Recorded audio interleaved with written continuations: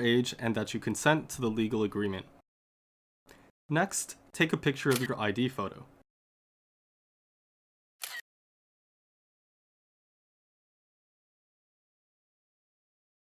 After entering the information on your ID into this form, follow a human liveness test that will instruct you on what actions to take along the way.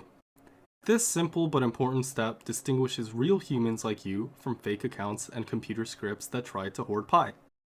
At the end of this step, you will also have to take a photograph of yourself within the application. This photograph will be compared against the picture on your ID to check if they represent the same person. In most cases, the computer algorithm is able to recognize all of the text on your ID. Most of the text on the ID is redacted, like what's shown here. In some rare cases, when it is not possible for the algorithm to automatically read the text, the amount of redaction may be reduced to request the assistance of human validators. With this example, we can see how the pictures are also removed from the ID. The pictures are extracted out and will be compared with your selfie by a different validator, and there is no audio in the liveness detection video. In any case, before a human validator sees any of your data, we are showing you exactly how they will appear to them and will only proceed in the KYC application if you consent to share the redacted version of your data to human validators. You can see that in the final step of your application. If parts of your data are not redacted, you can go back and re-upload a clear picture of your ID.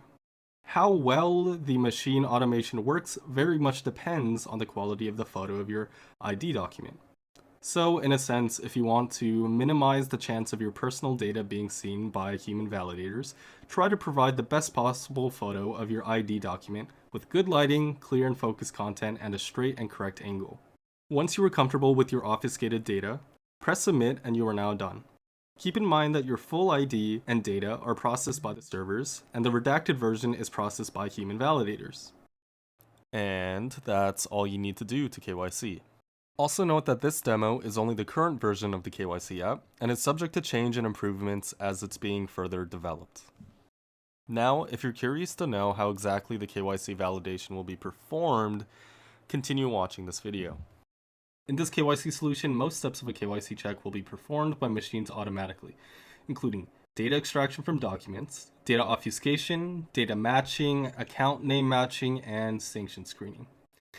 Human validators will only help with the identity authentication process when machine automation falls short, including ID type validation, face image comparison, and liveness confirmation, to prevent cheating in the KYC process.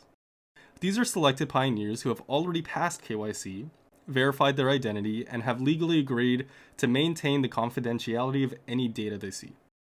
As there are thousands of ID types in the world, human validators from your local region are the best knowledgeable individuals to assess that information. This way, the KYC solution can support the widest variety of countries and regions' ID types in the world, making Pi as accessible as possible. To avoid human errors, more than one person will be asked to provide an assessment. Here, the algorithm decided that validators must verify my ID because it didn't look real enough. So, human validators are asked whether this looks like a real Polish passport ID or not, and since this is true, as we would know if we were Polish, we select yes. Next, the algorithm needs an assessment on whether the picture on this ID matches the Pioneer selfie. Well, obviously not, so we respond no. Finally, a human validator may be called to decide if a real living person is applying for ID verification in the liveness test video. No audio is recorded during this test. Also note that each pioneer contributes 1 pi to get KYC'd. This pi is pooled and given to the human validators for their work. Anyone can apply to become a validator as long as they have passed KYC themselves. But the process to get approved is quite rigorous and looks at many different factors.